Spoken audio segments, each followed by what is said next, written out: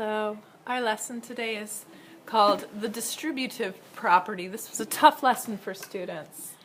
Learning target is I can break an array that represents a multiplication fact into two smaller arrays that represent other multiplication facts. This array shows 5 times 4.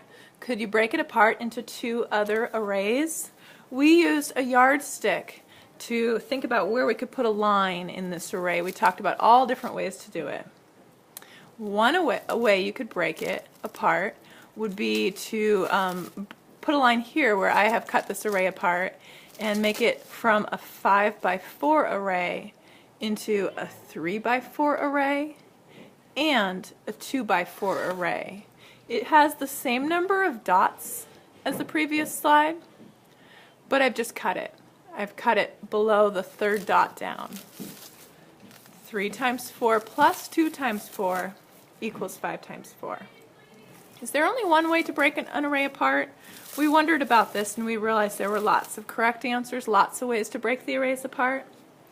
Volunteers came up with the yardstick and broke it apart in other ways.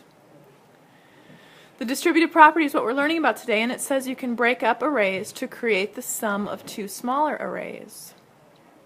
Here it is again. 7 times 4 gets broken up here into 3 times 4 plus 4 times 4.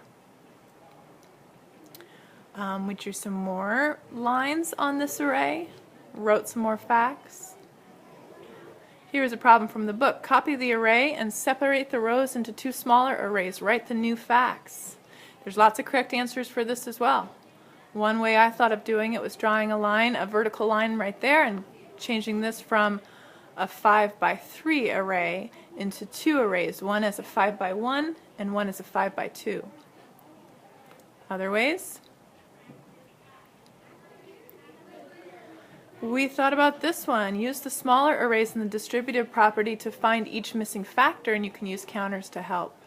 So what I'm looking at here is a large array that seems to have a little space where it got broken apart.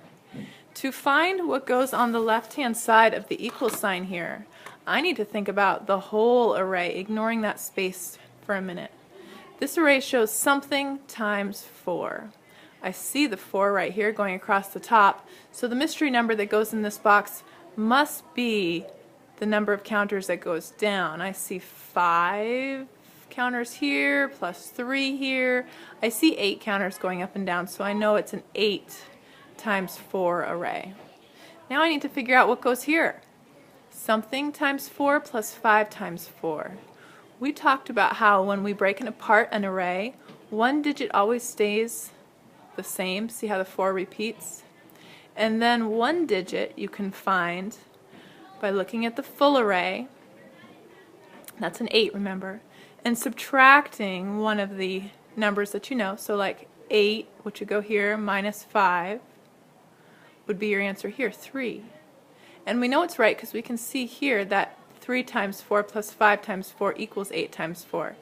3 down times 4 across plus 5 down plus 4 across equals 8 down plus 4, times 4 across.